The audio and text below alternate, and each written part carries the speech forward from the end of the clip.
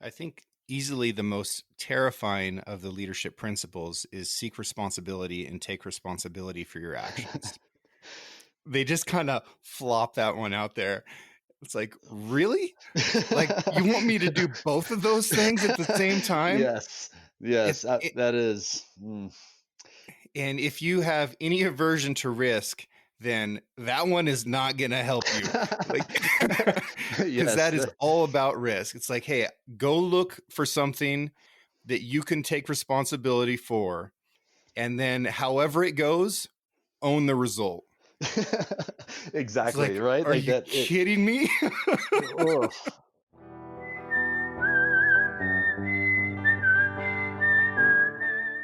These are stories of outdoor adventure and expert advice from folks with calloused hands.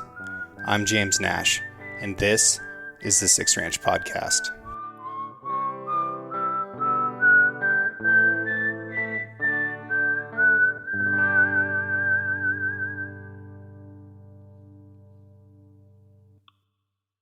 I have a very, very special guest, a person who's extremely special to me, and that is Major Mark Wlaschin. How are you doing today, sir? I'm well, thank you. Thank you for having me.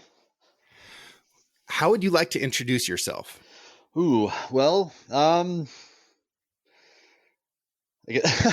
interesting question. I guess, I mean, at its most basic, I am a former Marine. I'm now a state employee for here in the great state of Nevada. Um, I'm a husband and father to three rapidly growing young boys.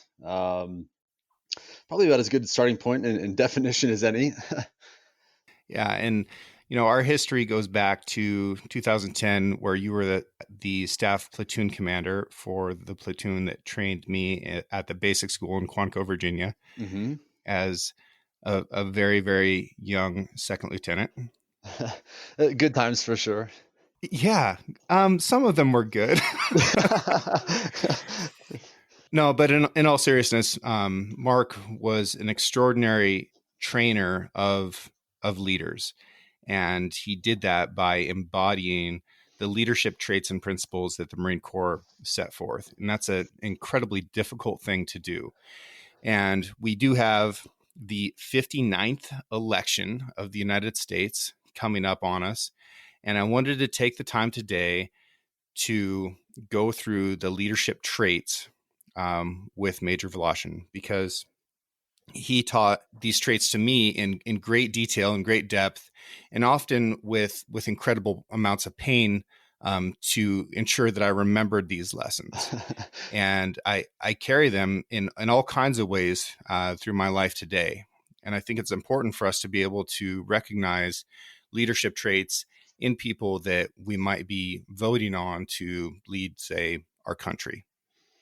Excellent, excellent intro, and yeah, that was a very unique and I would say important time in all of our development. And I know, while you referenced your being a student at that time, I will attest that I think my own leadership probably grew as much, if not more, as everybody in the platoons did during those 6 months that we were together. Um, but yeah, so maybe I'll start with, if it's okay, a little background on the leadership traits and principles, I'd love that. just to help frame and define before we discuss.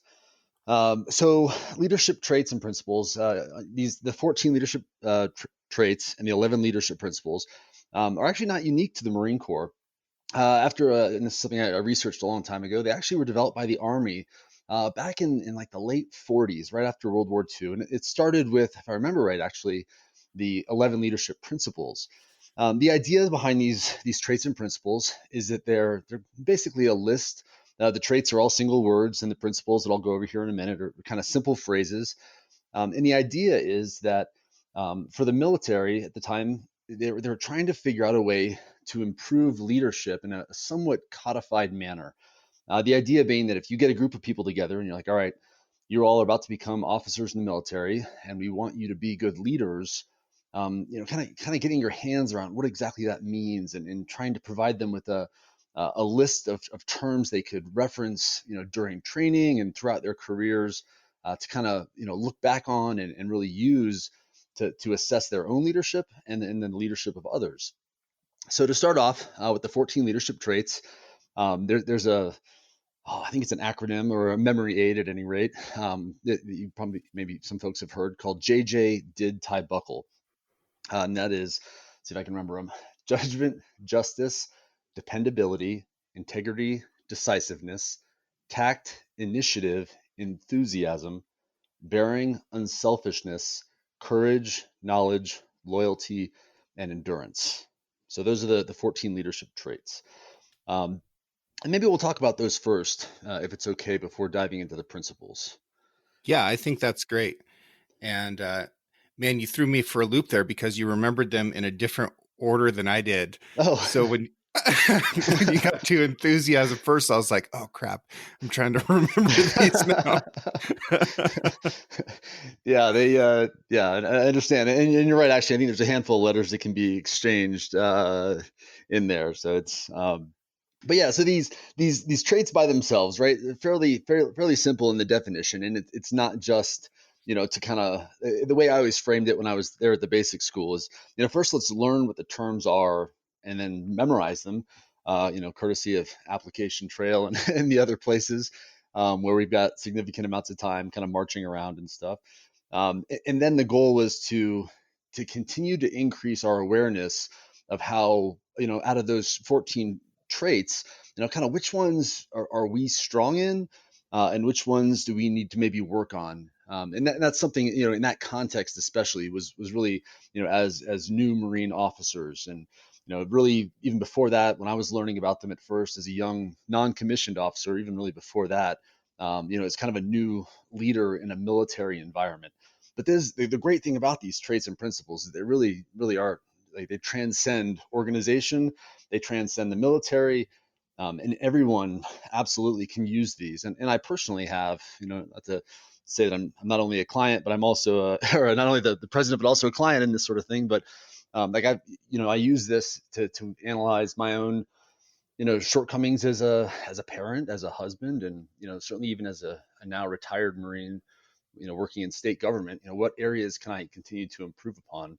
And I think tying it back to what you said at first with the election coming up, these certainly are a tool that could be used to, everything from your local, improvement district, or, if you're looking at the ballot and trying to figure out who should be on the next mosquito board, or, a county commissioner board, or really any type elected official, any leader.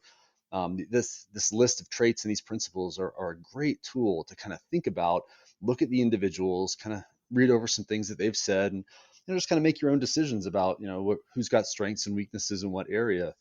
Um, Again, regardless of party or even, quite frankly, position. I remember there was a time one of my kids was like a youth soccer coach or something. I was like, what is it with this guy that I can't stand?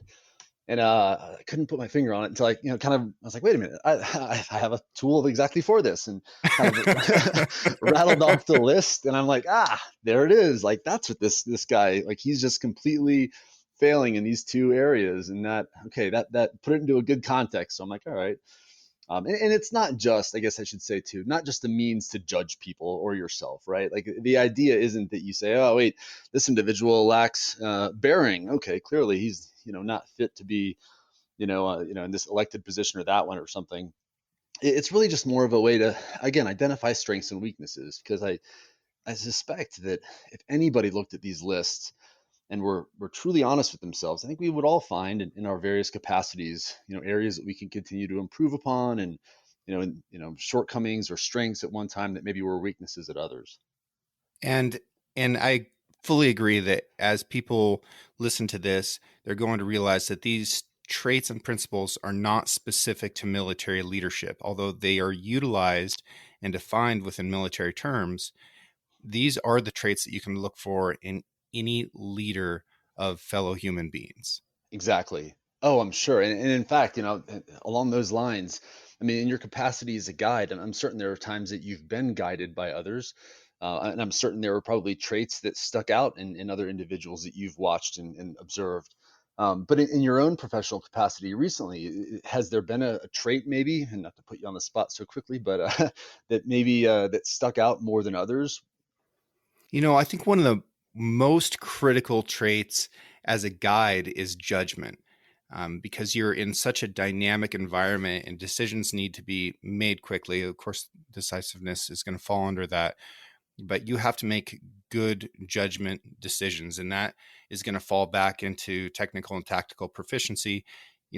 As we go through this, it's going to become very apparent that you need all of these, and like you said, nobody has them all in a perfect amount. We could all stand to improve in one category, multiple categories, but judgment is something that I feel like is absolutely essential as a guide. Amazing. Yeah, I was thinking originally that you were going to say something along the lines of knowledge, right? Because especially given the wide breadth of the areas that you go to, the skills that you need in one location very much depend on that location, and making sure that you're aware of, whether it's a certain, type of fish, for example, that you're after. I'm sure there's a specific knowledge set that will work very well in one place or another. But then I guess I could also see, right? Like I'm certain there have been times when, maybe you're out on a fairly long trip, and maybe it's somehow like 32 degrees and raining, where maybe enthusiasm might be a little bit more, important to kind of keep everyone's spirits up, and maybe, work through the mental adversity. Well, let's get into it. Okay, absolutely. So, in addition to the leadership traits, and again, the way, like, to go back a little bit, the way I would frame it is that we would learn them, memorize these 14, and then again use it as a lens, really, to look both inside and then externally. The traits, though, were kind of the starting point, I think. But just like you said, right, every one of those is quite important. And there's certainly a lot of really good discussion you could have about each one of those, and at what time is it more applicable, like we just touched on, right, with enthusiasm being more important perhaps at certain times. If it's 2 in the morning and everyone's exhausted and frustrated, maybe it is more important to keep your bearing, or if you're at the end of a 10 or 15-day event, and it's been, mentally and physically grueling, and everyone's starving, and all you've got left is your last power bar, and as you unwrap it, right, and everyone's eyes kind of go over towards you, do you break it in half and kind of pass it out to everybody, or do you just shove it in your face and kind of relish the fact that you were the only one that thought ahead, or do you demonstrate, again, like that unselfishness sort of mentality? But then the principles, right? The 11 of them, a little bit trickier and to remember, because unfortunately there's not a memory aid. But again, let's see if in addition to all the other stuff I've been learning recently, I can remember these as well. So the 11 leadership principles, I always start them off in a way to kind of, again, keep it, easy for me to remember. With to me, what the most important was, and this, and of course, varies in person to person, but for me, set the example was the number one leadership principle. So I always start with set the example. If I was going to have one of these tattooed across my shoulder blades, that would have been it. But again, it's a separate discussion. um, all right. So set the example is number one. Again, these are not really in a numbered order. Then there were two about knowledge: know yourself and seek self improvement, and know your Marines and look out for their welfare. And then there were two about responsibility: seek responsibility and take responsibility for your actions, and develop a sense of responsibility among your Marines. Then there were four kind of quick ones: be technically and tactically proficient, keep your Marines informed, train your Marines as a team, make sound and timely decisions. Again, fairly quick, but again, a lot of weight and power when you just think about, like, what does that mean? Keep your people informed, keep your Marines informed, again. And I'm going to try to translate them into civilian to help folks out. But it sounds so simple. Communicate, keep your Marines informed. But how hard can that be to remember what the important information is, to let your employees know, or to tell your boss to make sure that they're informed about what's going on? So there's each one of these, again, while quick, it has a wealth of utility in and of itself. And then the last two, employ your Marines in accordance with their capabilities, and then ensure the task is understood, supervised, and accomplished. So a little bit more difficult to kind of rattle off, not quite like JJ did Ty Buckle, but out of those 11, again, when you combine the two of them, it really provides this just an amazing lens, a means to evaluate, assess internal leadership, as well as externally. And it's something that over the years I've caught myself, kind of like I just mentioned with the with the little, the youth league soccer coach or something.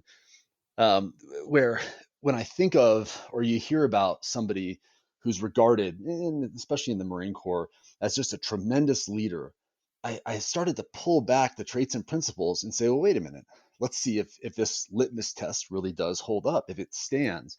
So you get someone like General Mattis, for example, and when you think about it and you do some research on the individual, kind of outside just what the national media necessarily says, and you look into some of his history and you read some of the texts that he talks about and hear some of his speeches, you can see why in various vignettes, and in certainly some of the stuff that he speaks about himself, how there are parts and at times he applies certain traits and puts them, kind of ranks them and focuses on them in different capacities and in different situations, and at different times adapts again to his position in that situation to really strengthen the organization that he's part of. I mean, there's times when he was a battalion commander in Iraq, and you know selflessly putting himself and showing physical and moral courage out there and walking the lines with his people and at a time when his junior Marines were really nervous, and he helped kind of provide some, he set that example and showed them how to be physically courageous. There were other times, fast forward, when he was either working in the Pentagon or elsewhere, when his moral courage came out, and his knowledge of other countries and cultures really shone through and helped him provide guidance to people at various times and in various capacities that again really made his impact far greater than it could have been otherwise. It is interesting also, though, that there are times when I've researched certain leaders and kind of held this up as a litmus test, and there's some glaring shortcomings, and again, in a lot of people. Again, not for better or worse, or not necessarily to their detriment, but it wipes away a lot of the sheen of either popular culture or the kind of adoration that we as Marines sometimes fall prey to. When we're looking at like Chesty Puller, for example, um, there were certain times in his career where maybe he could have used a little bit of counseling, and somebody could have sat down with him and talked about how he could have worked on various traits or principles to improve himself. And quite frankly, he probably did, and somebody probably did, because then from there, they don't really touch on it in the books, but then he grew and improved in his skills in one way or the other. Um, so it ends up being a really interesting set of tools that really help define and kind of shape an opinion in a very specific way, about when you're looking at leadership, I guess. I heard the podcast that you had with Mr. Gary Thompson from Knowles back in July. Absolutely amazing, and I love hearing leadership discussions like that, especially from somebody like him with a different take on it. Knowles has got a similar but different style for teaching leadership, and it was really impressive hearing you guys talk about it and kind of hearing what he would do and the way they approach leadership at Knowles, and with you tying it into the Marine Corps, and hearing the comparison and the differences and the similarities. Again, really enjoyable. But again, it highlights that these traits, the principles, it's a method, but it's not the only one, right? Like it's like a set of guidelines. It's not like a recipe where you and I both have a recipe. We both cook it at our independent houses. The end result will still be the same. These Right. guidelines. I can't just take a tough situation and be like, oh, I need to sprinkle a little bit more tact on top of this. And hey, could you run to the store and grab me some bearing? I'm a little bit short on bearing. you know, Exactly. it That's would exactly be it. nice if it was like that, but this is something that we have to practice. And one of the things that I find, especially as you start to look at, leaders that I really, really admire, General Conway, General Mattis, Ernest Shackleton, Yeah. you can start going down a long list here. They all have this sort of sense of stoicism, and they're calm in emergencies, and they employ a lot of these tactics and principles. And as you start to look at leaders, you can think about, okay, which of these is coming through right now, Yeah. and it's never just one thing. Exactly. It's funny too, right? Because when you bring up Shackleton, there are traits that I would suggest that he kind of deliberately didn't pay attention to. Maybe it wasn't in his character, right? Like whenever you read Endurance, I never get the feeling that he was enthusiastic, right? Like he wasn't like the fake motivated like cheerleader ever.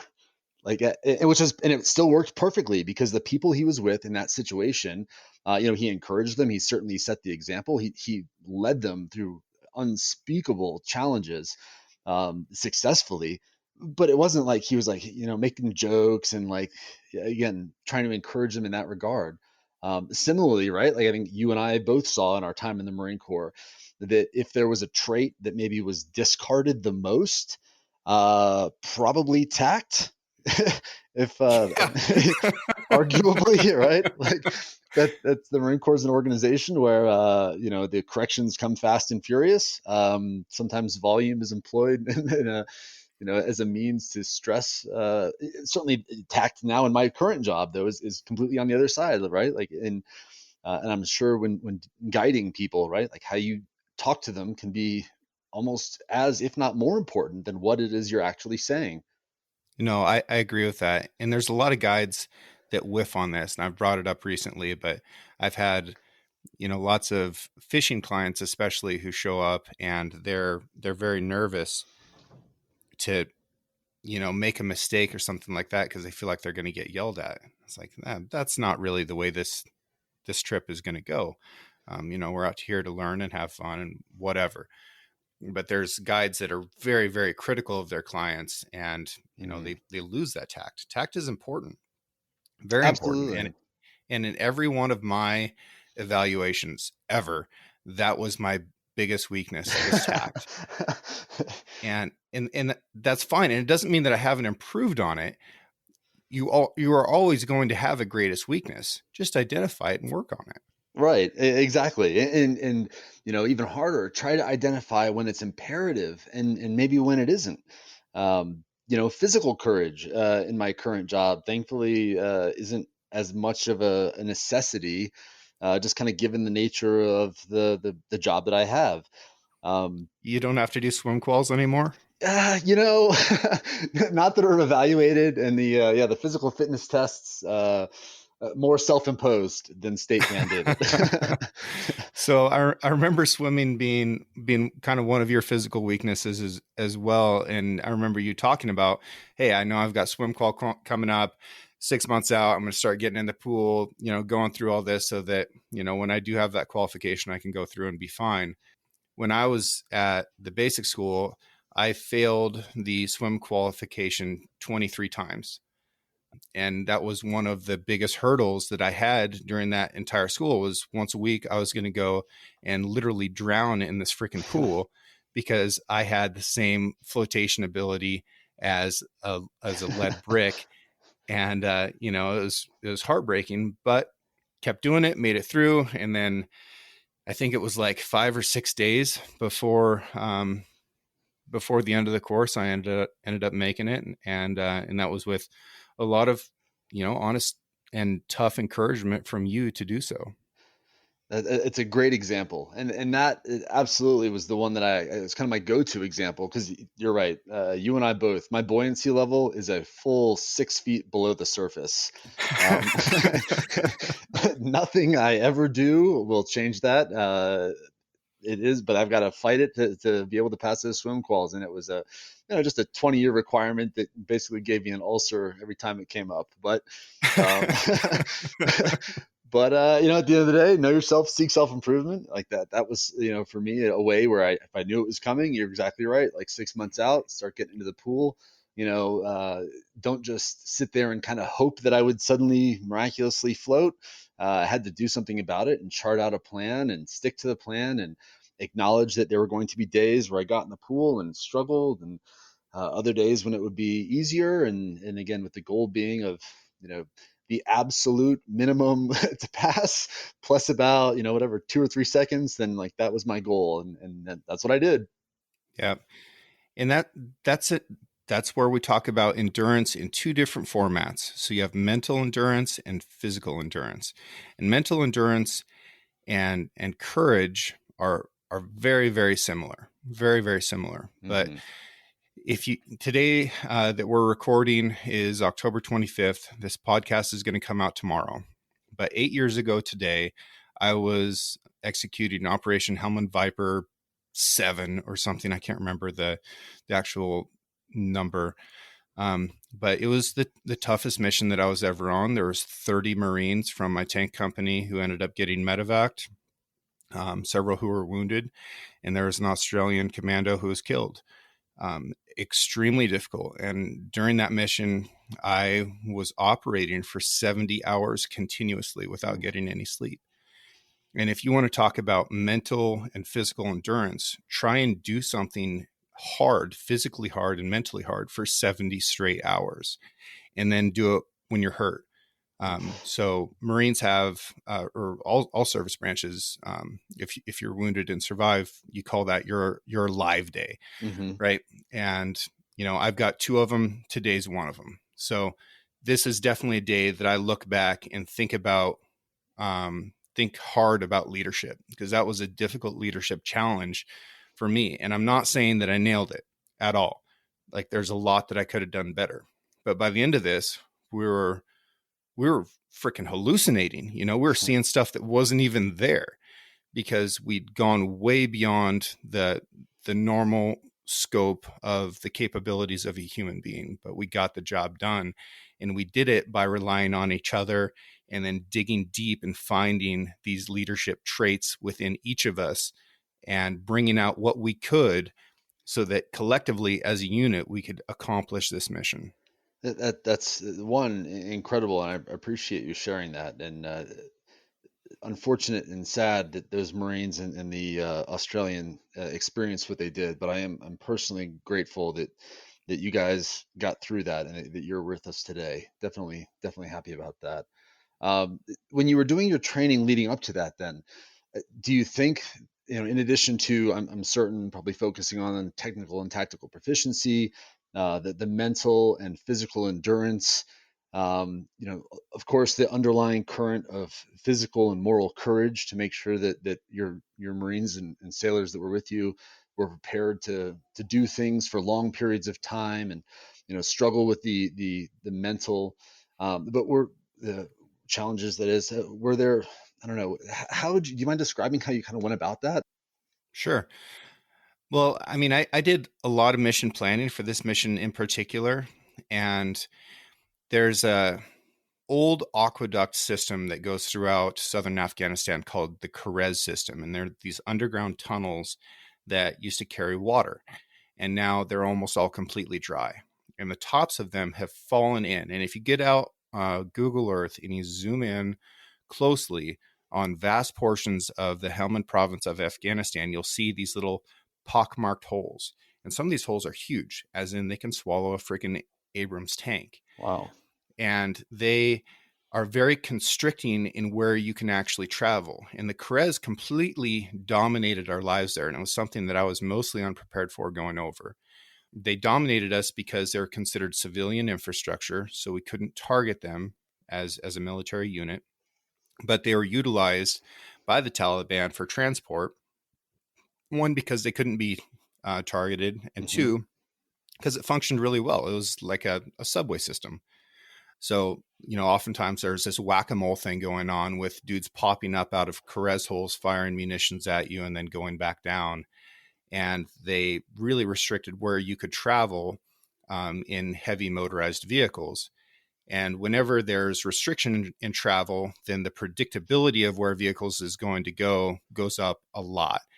And if you can predict where a vehicle is going to go, you can put an IED there, Mm-hmm. and then you can blow up those vehicles and create a complex ambush, because now you've stopped a vehicle column where they cannot maneuver. And then you've got these Kerez holes that you can pop up out of and fire RPGs and mortars and things like that. So when I was doing this mission planning, I was looking at where we had to go. I was looking at the units who had attempted this mission before and been turned back, units that were much greater strength and numbers than what we were going out there with. And I thought, I'm going to die doing this. There's no way that I see myself actually pulling this off. And, I predicted that we were going to have a 70% loss on vehicles, and a 20% casualty rate on our troops. And that ended up being pretty close. We actually ended up closer to 30% on our casualty rate. But fortunately, none of the Marines were killed. unfortunately, one of those Australian commandos was killed. So going into this, I was very upfront with my Marines about it, but as far as keeping them informed about what the mission was going to look like, I did reserve what I thought the actual result of the mission was going to be, because I didn't see that as pertinent information to accomplishing it.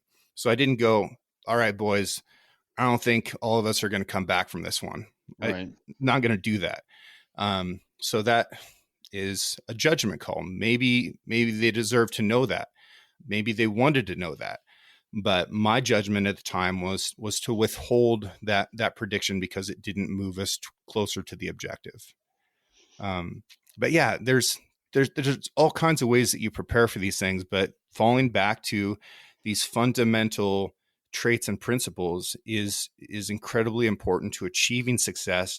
Whether you're working at a restaurant and you're managing some line cooks and some wait staff, or you're trying to execute a really complex military operation in southern Afghanistan. Exactly right. And I can't agree with you enough on that one. That that even just that story there by itself, that kind of reminded me of similar type, decisions that I made during my own time in Iraq. There was one situation very similar where noticed a kind of a trend in the reporting. Kind of debated whether or not I would explain what was going on to the platoon on top of all the other things that we discussed prior to a convoy. And then I noticed as attitudes start to get a little slack, pulled up these three different significant event, like basically reports of enemy activity in the area there along this one road going towards Fallujah. And this was at a point where, kind of halfway through the deployment, people were starting to get complacent. Maybe, kind of, sneak in a headphone here and there and listen to music instead of maybe paying attention like they were supposed to be when you're outside of the wire. And it highlighted the fact that, kind of read off the first event, like, check it out. This one vehicle going along a route received, one round of small arms fire, missed the turret, hit somewhere, kind of on the metal top of the vehicle. About 2 hours later, along the same route, except this time, another vehicle, different convoy, received one round small arms fire. This time it hit the turret on the metal on the side of it.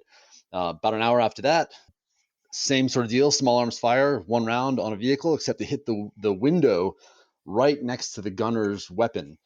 And I'm like, hey, check that out. That was yesterday. So as you continue to get complacent, just remember that the people on the other side of the map here that are trying to get us are improving their skills while basically targeting Americans driving along this road.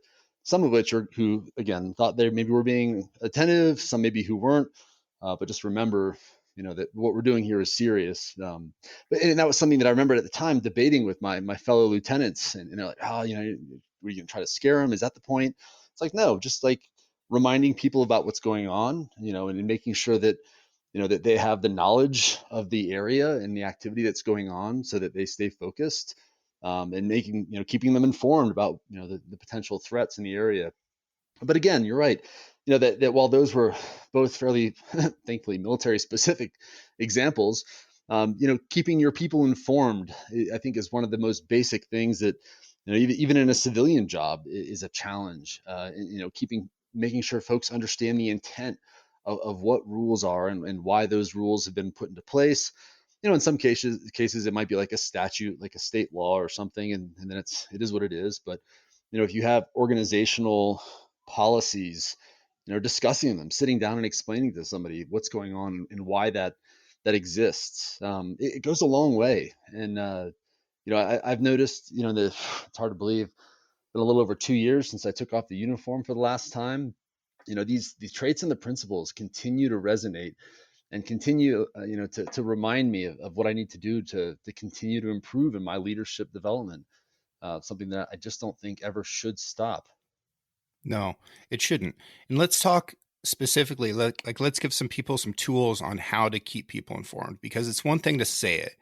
And we preface this like, first we're going to teach the words and we're going to talk about it, but it's one thing to say, hey, keep your folks informed. It's more difficult to figure out how to do that. So, Right. we use warning orders. We figure out portions of the time available between when you get the information to when the information has to turn into actual execution. So like a 30-70 type deal. You want to talk through that? Yeah, yeah, absolutely. So, the idea behind a warning order, and let's see if I remember, technically it's an advanced notice or warning of an order or action to follow that provides subordinates with the time and information needed to get into a state of readiness. Not sure why I remember that. I feel like You that's would probably remember the exact verbiage of it, you nerd. I think sure it was etched in, yeah, somewhere. Unfortunate. But the idea of giving somebody a heads up before something happens, that actually just came up recently. There was a requirement that came up at work where, in a couple of weeks, there's an emerging requirement where we have to have a couple people doing something.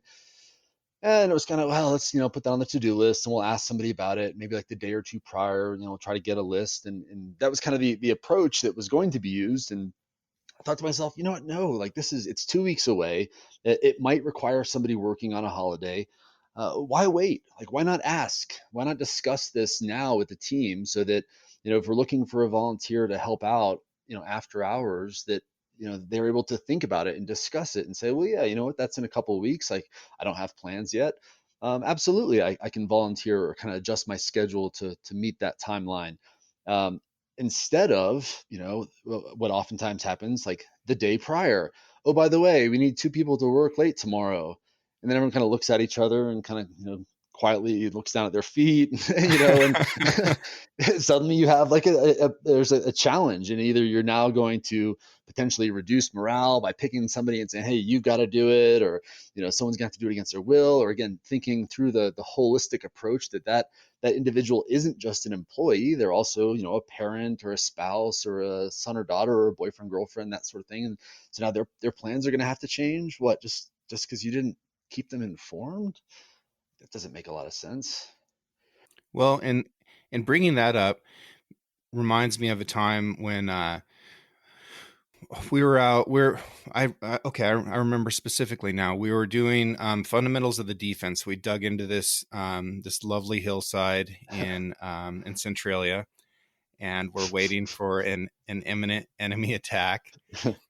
And you wanted to counsel me on something, and in my fighting hole that I dug, I had a saw, squad automatic weapon, and I had my rifle. And he said, Lieutenant Nash, come here and talk to me a second. And you were like 20 yards away, and I left that saw in the fighting position, came over there, and you were like, what the fuck are you doing? Like, go get your weapon. And I was like, oh, yeah, I definitely should have done that. And it's like 22 pounds. And, so I go back and get it and come over, and, I'm obviously a little bit frustrated. And you're like, look, I'm tired too. I've got this new baby. He's crying, crapping all the time. We haven't slept in a couple of days. Like, I haven't slept in a month. We're all tired. You still got to do the right thing. And that really brought in to me thinking about what's going on for my Marines outside of their job. Because as an employer or as a manager, you can really get tied into thinking like, okay, all of my involvement with this person is here at work, and that's all that you focus on. But you really have to think about them as a whole person and everything that's going on in their lives and how that's affecting their performance and how it's affecting your performance in your own life. Yeah, absolutely. And I think when the first time that kind of shade is lifted and you start to think, oh, wait a minute, whether it's my Marines, they don't just sit left hand, left knee, right knee from 1600 until 07 the next day. Like, they go home and have families, or my employees at work now, like they're going through family crises, or successes and new babies, and folks are moving and parents are getting older, and all these different factors. It really opens up your eyes to the reality of, like, well, I don't understand why they're not working consistently on a certain thing, or that why they're struggling to do certain things, and or why they're just overjoyed one day, right? Like, if you don't even take that human element and look at it and really consider what a major part of who they are that is, man, you're just missing the boat. Have you had, by the way, I'm certain, in your time maybe in Afghanistan, or even more, I'm probably more curious now in your professional life, leaders that you've looked to that maybe whether it was a trait or a principle, really kind of stood out as being outstanding leaders, that you could tie it back to maybe their success with a leadership trait or principle? Oh, definitely. Yeah, there's coworkers, there's other professionals in the hunting and gun industry that I look to for advice on things all the time. And when I'm looking to somebody for advice, it's because I'm looking for their leadership. It's not just their knowledge that I'm seeking out. It's not just their judgment or their tact. I'm looking at them as a person who is a leader, who has all these traits, and I'm saying, okay, this is a person that I can go to because they're going to be able to look at the situation and help lead me through it. So for all those people out there that I seek advice from, know that I'm doing that because I look at you as a leader. And I think that's really important. One of the things within the civilian world that I see as a major pitfall, and the thing that I hear employers talk about the most, is a lack of dependability in their employees. Mm. Um, and I would like to hear from you, Mark, how you would define dependability, in both a military and a civilian sense. Absolutely. So I think at its most basic, it's just the ability to be relied upon. That if you say you're going to do something, then you are going to do it. Similarly, though, and to keep it from being like a zero defect type mentality, I think there's and if you're told to do something, or if you say you're going to do something, but for some reason you can't, I think a dependable person will let me know, or I will let somebody know before that event happens. So, for example, if I'm supposed to work on something and it's supposed to be done by 4 p.m., I'm not at 3:58 going, oh, by the way, boss, that's not going to happen today. In fact, it's not going to happen for another week. You know what I mean? The kind of classic, again, at the basic school, right? When you're getting ready to cross the line of departure, or start a brief, and you're like, so is this going to start when it's supposed to? And then the lieutenant goes, oh, I think I just need 3 minutes. And you're like, wow, 180 seconds is that's all you need timeline wise to be able to. You could have said, "Can I have an extra hour?" Like that would have been a realistic, amount of time. Dependability, though, and again, in a military or in a civilian sense, it's just the ability to do things that, again, that you say you're going to do, or that you're asked to do.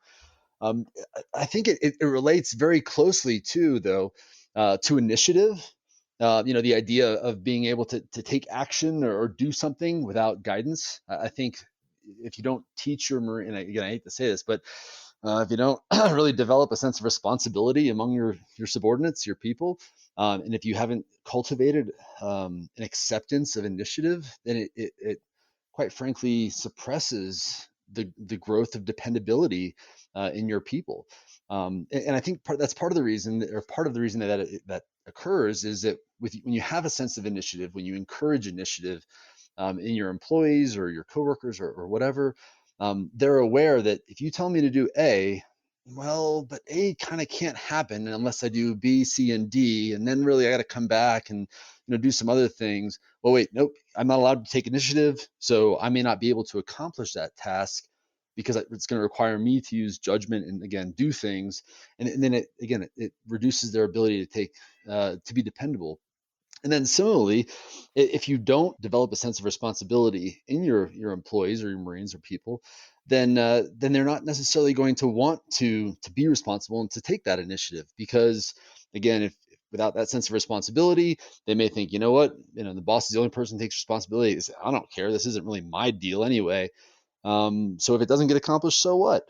But when they have a sense of responsibility for their actions and are confident that you have talked to them about their judgment and that they can take initiative, then they will typically demonstrate far greater levels of dependability. Absolutely. And you'll get results that you could not have imagined. And this is the number one pitfall that I see from civilian leaders, is they have this thought, well, if you want anything done right, you have to do it yourself. Oh, yeah. And if somebody does something that is not the way you ask them to do it, but it achieves the same result, a lot of civilian bosses get mad about that. as long as the result is achieved and it occurs at the timeline that it had to be achieved on, I'm stoked. So I really try not to tell anybody how to do anything.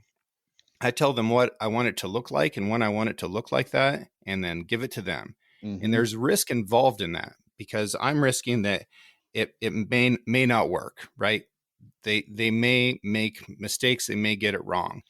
But I hope that if they're struggling, that they can come back to me and be like, hey, I would like some help with this. It's not going right. And that's where you can come in with your knowledge, your experience, your technical and tactical proficiency, and help them move forward with that. But if you tell somebody how to do something, then you'll never see any creativity from them, and they won't develop the sense of ownership that is so important to making people feel happy and invested in the process and the product. Absolutely. My favorite statement or question when somebody comes up and says, hey boss, here's a thing. Somebody asked for this, or we need to do something. Here's the problem. Just turn around and say, what do you recommend? And for folks who've never been asked that, who assumed that the boss has to do it himself or otherwise it won't get done right, they're taken aback a little bit. And I've seen people that are far more experienced than I was. They kind of get flustered and say, "Well, can I get back to you about that?" I'm like, yeah, sure, absolutely. Like if I'm glad that we identified the problem. I'll give you 180 seconds. Yeah, there you go. take as much of this minute as you want to think about it and to provide me a sound and timely decision. Yeah, exactly though. It leverages experience. It highlights that you want people to provide input and that you respect their opinions and their knowledge bases. And that's a major part also of training people as a team and making sure that everyone has a voice, that their experiences, and I don't even just mean their professional experiences in many cases, right? Because we, especially in the Marine Corps, right, we had so many folks from all over the country, with such diverse backgrounds that would have the most creative ideas. That you're in a stressful combat environment, and then your new PFC, who barely looks like he could shave, like suggests something like that everyone kind of like stops and looks over and they're like, wow, yeah, absolutely. I wouldn't have even thought of that. Like, great idea, great suggestion. And then, that young man or woman is like beaming because like, holy cow, everyone listened and took in their idea. That if you crush initiative, if you don't ask people for their opinions, again, you don't, yeah, develop responsibility, and it's just, your organization won't be as strong as it could be, or capable for that matter.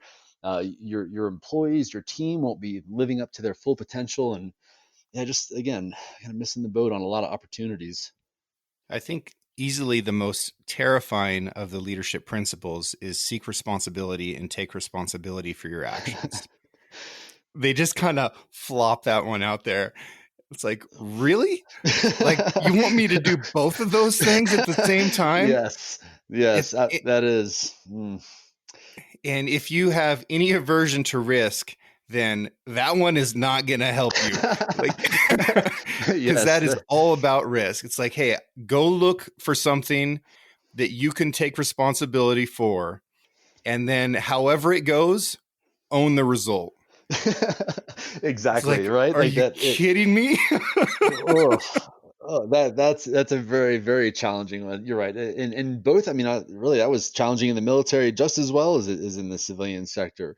I had a boss in particular that I think back to fondly during my 4 years in Japan, and that was his thing. Like, he encouraged folks to take responsibility or seek responsibility and take responsibility for their actions. And when I was his operations officer, it was incredible to watch. And there were numerous times though where I'd frantically call him and be like, "Hey, sir, yeah, I need to give you a heads up on something real quick.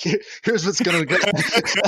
There's like a really good chance that so and so, or this guy or that guy is going to call you, and they're going to be outraged. And here's the reason why. Here's our side of it. Here's why it benefits our organization, and why it's absolutely, it's not unsafe, immoral, or unethical."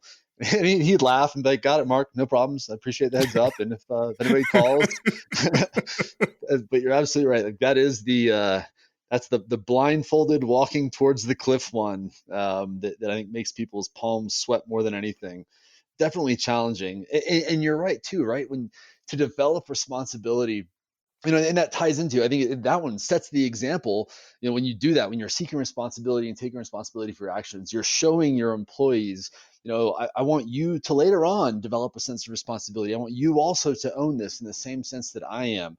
And I think that can't be done without showing your successes and your failures, quite frankly. I mean, there's plenty of times that I've got my hands slapped for something. um, and I mean, the options are, got it, stop that and just never do it again, and kind of go back into your shell and kind of quietly lick your wounds and mumble to yourself, or chalk it up to experience. Okay, I'm in this organization, in this context, in my current job. This is that. Now I understand that a little bit better. Maybe where my boundaries are, and where my my boss in whatever capacity is okay with me doing or not doing. Absolutely. Yeah, and if you're on the leadership side of this, then you need to be the one who is willing to allow people to make mistakes and to have failures in order to get them to grow as people and grow their capabilities.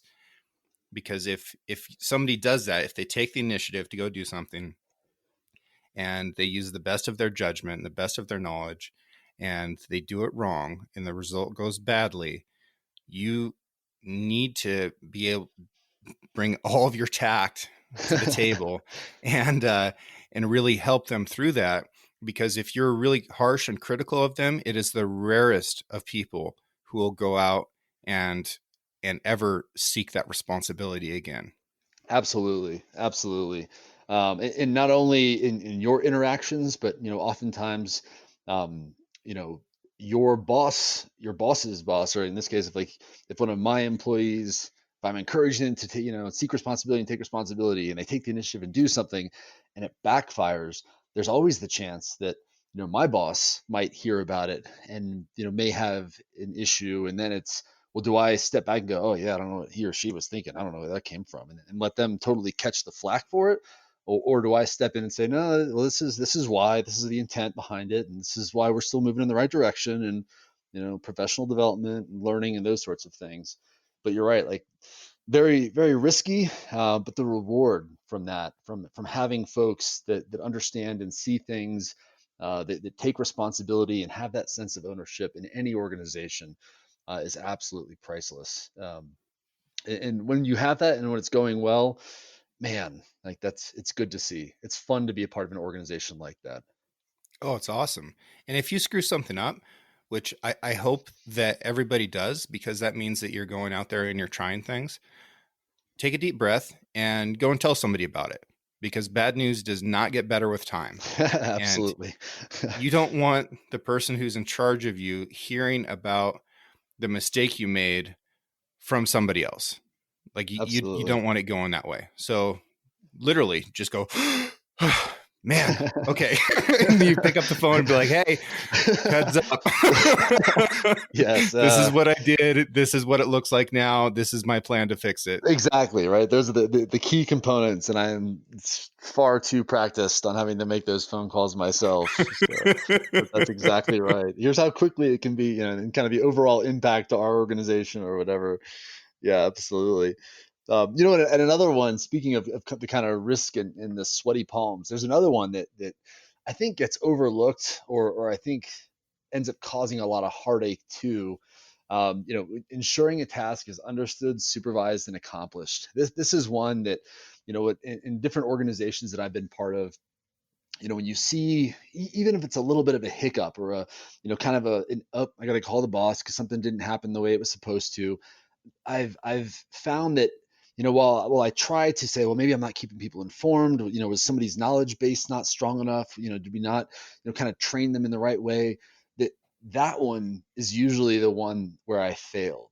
Whether it's I didn't explain a task properly, where I didn't make sure it was supervised, and that doesn't mean micromanaged at all. It's certainly a very different thing. But just to make sure that you have the follow up to make sure that whatever is being done gets done. And that could just be something, hey, text me as soon as it's done, or Could I see the reports, 3 days before they're due, just so I can review them appropriately and make sure they're done to the right standard, that sort of thing. And when you don't do that one, when you fail to ensure the task is understood, supervised, and accomplished, then invariably what will happen is the end result will be a product or an action that is not what you wanted and is not kind of keeping with the intent of what you were trying to do. And then it becomes, as many of us have found, well, I'm going to check it, an hour or maybe even like 10 minutes before the brief is supposed to go or before we're supposed to cross the line of departure. And then it's an issue. And then you have to scramble. And now people are jumping through hoops to create new things or do different stuff, when really just staying engaged and supervising would have made a world of difference. I'm sure also in guiding, you've probably seen that, maybe even been the victim of it yourself with inspecting and inspecting what you expect. Yeah, and you kind of fall into this trust everybody, inspect everything type deal. And even like 2 nights ago, my stepbrother has a couple of buddies from the Navy here in town, and they're going into the backcountry on their first like real deal hunt. So they're going elk hunting in the wilderness. It's cold out. They've got backpacks on. It's a tough hunt. And I Mm-hmm. looked at this dude's pack, and it was huge, right? A huge pack. And I said, "Hey, let's shake this thing out and see what you need." And after he had his pack emptied, I was like, "Hold on a second." And I went and I checked every single one of his pockets in his pack, and I was like, Uh-huh. this is very reminiscent of some older times." But Yeah. no, inspection is great, and once you're comfortable with yourself, you can really invite that from other people. Hmm. And I just call it a sanity check now. So whenever I put any type of list together, any type of a plan, and I've gone through it 3 times and I feel like it's as dialed in as I can get it, I will reach out to one of these fellow leaders and be like, "Hey man, sanity check, let me run you through this real quick." And they'll be Yeah. like, "Okay, you missed this, you need to add that, whatever." And it's great too, right? Because when that happens, you're like, oh, thank goodness that we've identified this now instead of right when we get to 12,000 feet and we're, 15 clicks in. And then I'm like, oh, that's right. I don't have that. Yeah, you brought 3 pairs of these and 0 pairs of that. Yeah. Whoops. Whoops, right. Exactly. Exactly. And a lot of this too, right? Like as I kind of think over the traits and the principles, right? Every one of these, it points back at setting the example, right? It points back to having the ability to say, I want you to check me because I want to make sure that I'm doing things right. I want to make sure that you are taking the initiative so that because I'm going to take the initiative and I want to, again, show you the right way to do it. I'm going to take responsibility for my actions. I'm going to continue to kind of push my knowledge. I'm going to make sure that I'm studying and constantly try to seek new things to improve upon, just like I want you to do. Which is part of the reason why, again, I always lead with set the example, because those 3 words, man, have got me to do so much that I didn't want to do, right? Like whether it's, I know I need to wake up at 2 a.m. to go walk the lines to make sure that everyone's awake on this defensive position, right? I don't want to do that. I want to stay in the bag because it's cold out. But I know it's the right thing to do. All right. Well, then let me go, wake up and get my boots on and, do whatever I need to do. And, or again, right? Like it's I know that I've got a new job and I know that there are some very specific, you know, uh, statutes that I have to learn to understand this. Reading legalese is not enjoyable, but it's the right thing to do. I need to set the example and make sure that I'm not just going, well, I don't know what the law says. I don't know. What do you think? Like, I need to stick my nose in and read it and highlight and learn because it's the right thing to do.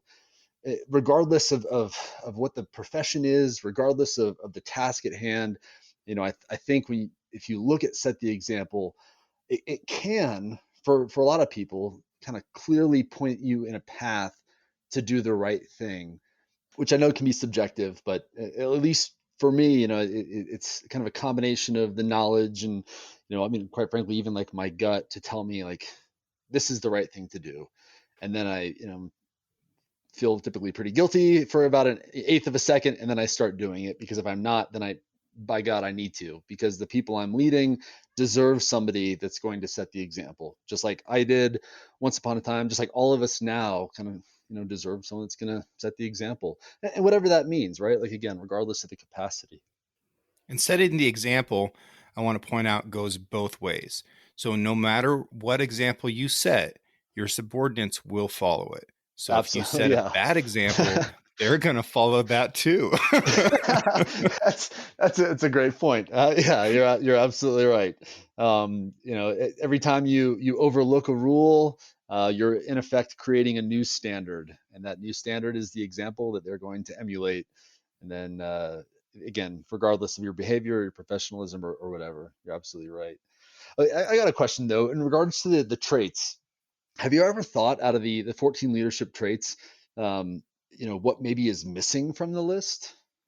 I was actually just going to bring this up because 10 years ago was the first time that you and I went over this. And the trait that you thought needed to be added to the list at that time was anticipation. Is that still the trait that you would add, Ooh, or have you moderated that? I Modified? think anticipation, man, that is a good one. I don't know though. Recently, thinking about the list, there's actually three that I think probably could get added, or at least in my capacity now. I think I try to incorporate them a little more aggressively. Anticipation, absolutely, and I guess probably I haven't formally added that one to the list just because it's such a given that, in an imperative. Um, but really, the three I think about nowadays that kind of resonate. Um, One, humor, kind of a sense of humor. It's not on there, and it doesn't necessarily mean, again, that we're constantly talking, making jokes and stuff, or being inappropriate and that sort of thing.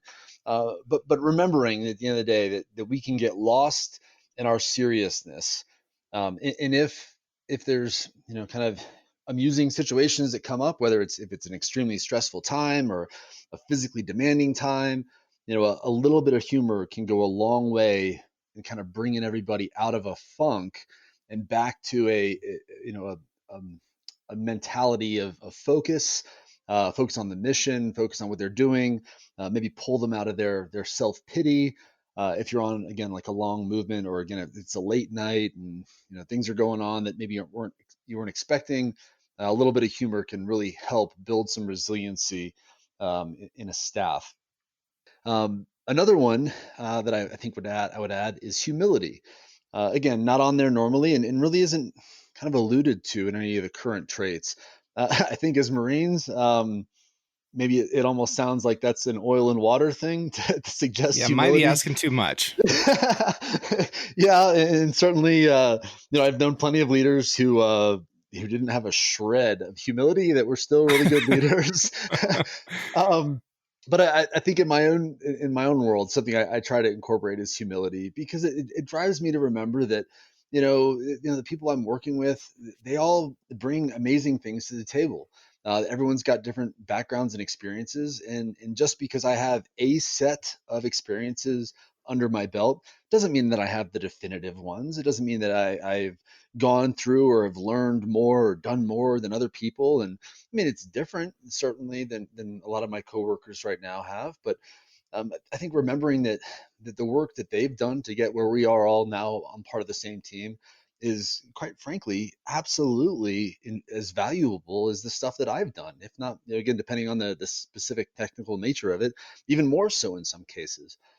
So I think that helps me, ask more questions as I try to retain humility, and try to think, well, I don't have all the answers, but I know somebody who knows a lot about that, and by God, I'm willing to ask them, hey, what are your thoughts on that, and trying to draw from the individuals that I work with.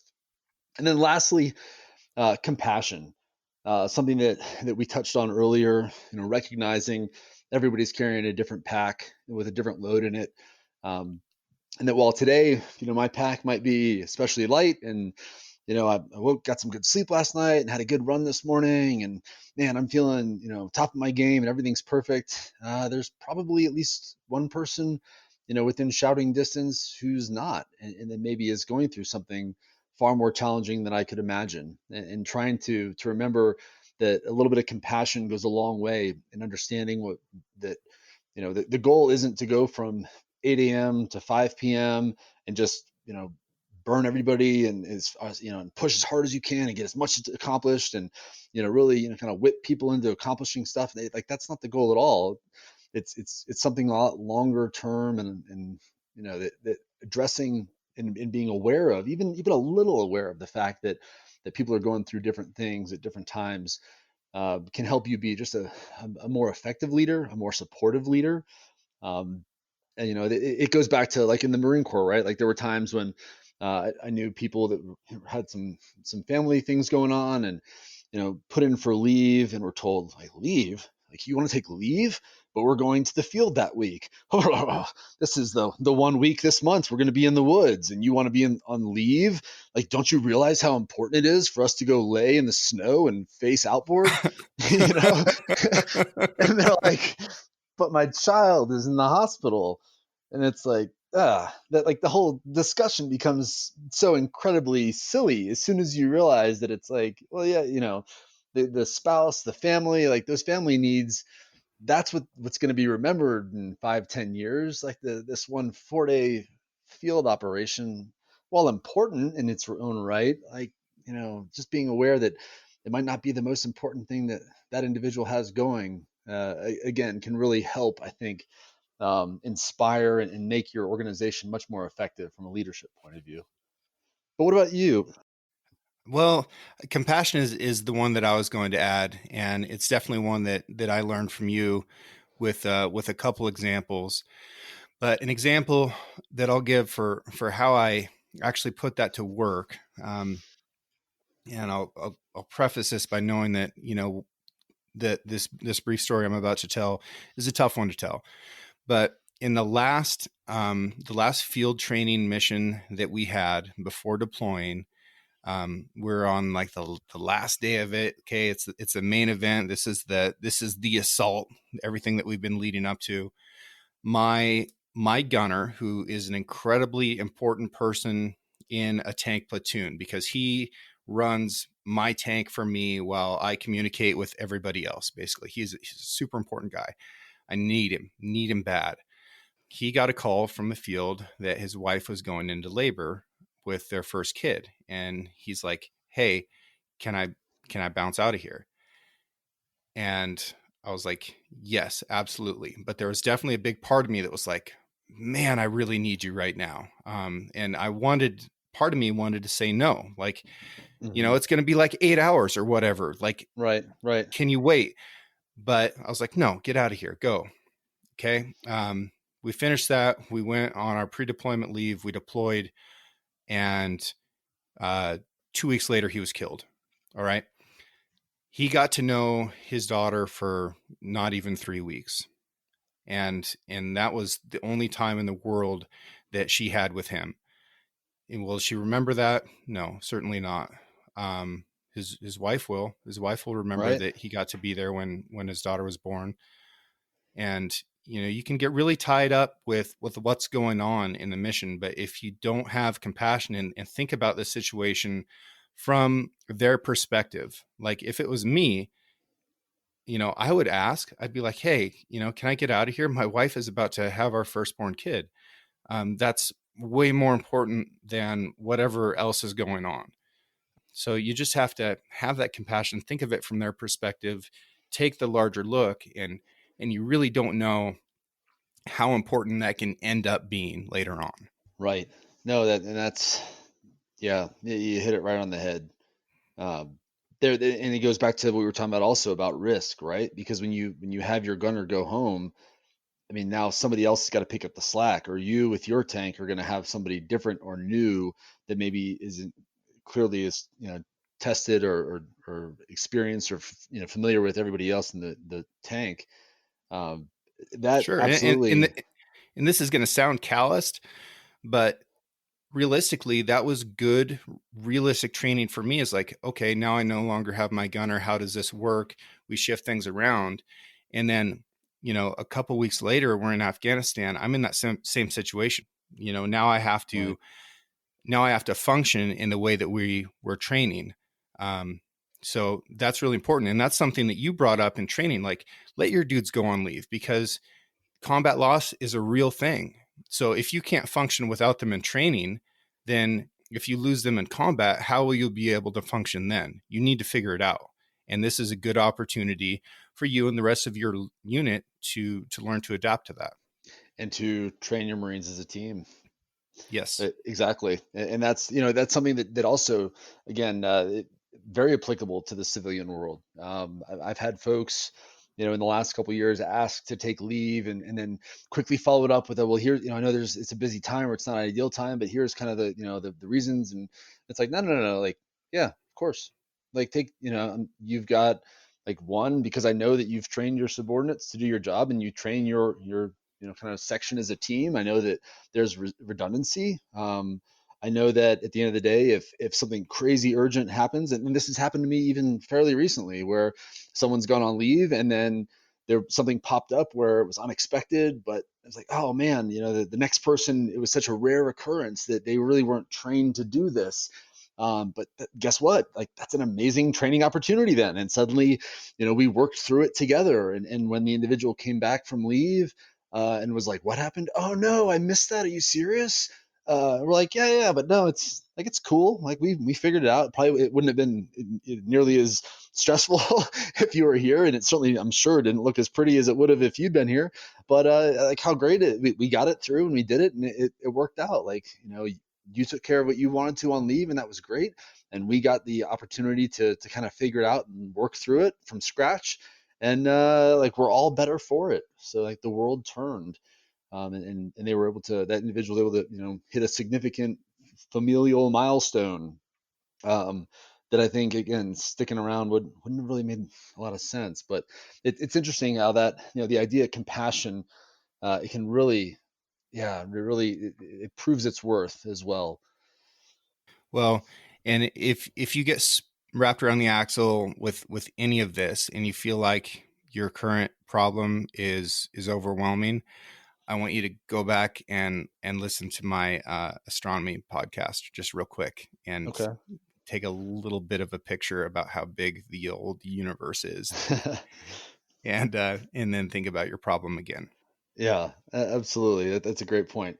Absolutely. So you brought up "and the world turns," so that's what brought that Yeah, one back yeah. for me. Yeah, because it sure does. Well, as the world turns, what's next for you? You're in the world of politics now. From a state, yeah, oh yeah, and to be clear, not like an elected type position at all, like working in the state government. So in that regard, yeah, kind of a I guess bureaucrats, I guess the technical term for it. It seems a bit Yikes! old fashioned, but I mean like a government worker, right? Yeah, But yeah, so I just I moved into a new position. It hasn't been quite a week. It was actually this past Monday. So the the internal churn of, okay, what knowledge do I need to gain? How can I improve myself? Like that, those are all easy questions. The know yourself, seek self improvement. Okay, all I have to do is stick my nose into a certain chapter of the revised statutes here in Nevada and learn all of those, and new people and new functions and new capacities, um, and those sorts of things that maybe again in a couple of weeks or months we could talk about separately. Um, but yeah, it's things, at least in the way ahead, an exciting couple of weeks ahead of us, I think, as a nation. Again, however it turns out, again, hopefully people remember that as Americans we're like all in this together.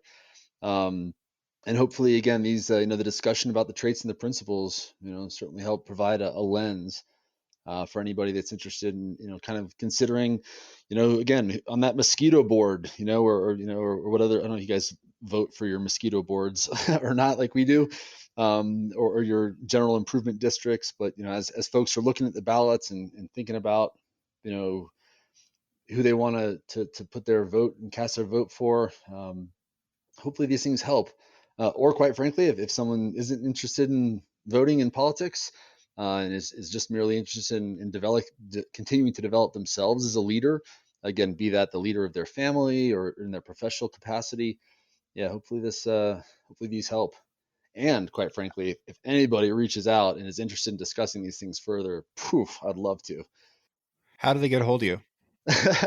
uh, Tell you what, if it's I'm unfortunately lacking in social media. If they can figure out how to spell my last name, then by all means, track me down on Instagram or Facebook. Or if they reach out to you for that matter, please pass along my email info, and I will always find time to talk to somebody about leadership and leadership development. I absolutely love it because and I don't know if you remember this or not, but the picture of me, a couple of weeks after boot camp, it was for a long time. That was my reminder that I would look at and think, when I was 18 and just got out of Parris Island, my goodness, like the leadership development that kid had in front of him was a long, challenging road. But through the efforts of others, through some very patient mentors and maybe some not so patient mentors over the years, I've been able to again achieve a modicum of success in certain capacities, and I'm absolutely willing to help others, or at the very least share what I'm aware of. I don't have all the answers by any stretch of the imagination, but I can certainly kind of help discuss things, which quite frankly will ultimately help strengthen my own leadership development too. Well, I'm grateful for your time here today. I'm eternally grateful for the leadership lessons that you've instilled that I carry and will continue to carry through my entire life. And I want to wrap this up with just going through the traits and principles one more time. And I'm going to take on the traits and I'm going to give the principles to you. Okay. So the leadership traits are justice, judgment, dependability, integrity, decisiveness, tact, initiative, endurance, bearing, unselfishness, courage, knowledge, loyalty, and enthusiasm. Perfect. And the leadership principles: set the example, know yourself and seek self-improvement, know your Marines and look out for their welfare, or know your people and look out for their welfare, seek responsibility and take responsibility for your actions, develop a sense of responsibility among your people or your Marines, be technically and tactically proficient, keep your people informed, train your people as a team, make sound and timely decisions, employ your unit in accordance with its capabilities, and ensure the task is understood, supervised, and accomplished. It is as easy as that, folks. Follow these Yeah. these simple steps, and That's you it. too can be a great leader. There it is. All righty, sir. Well, thank you again. Please give my best to your family, and good luck moving forward. Thank you very much. It was absolutely a pleasure.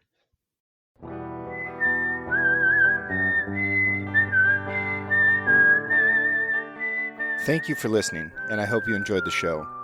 This episode was edited by Emily Brannigan, with original music written and performed by Justin Hay. Artwork for the Six Ranch podcast was created by John Chatterlin and digitized by Celia Christofferson. If you enjoyed the show, I encourage you to share it with a friend and subscribe. You can find photos and more content on Instagram at Six Ranch Podcast.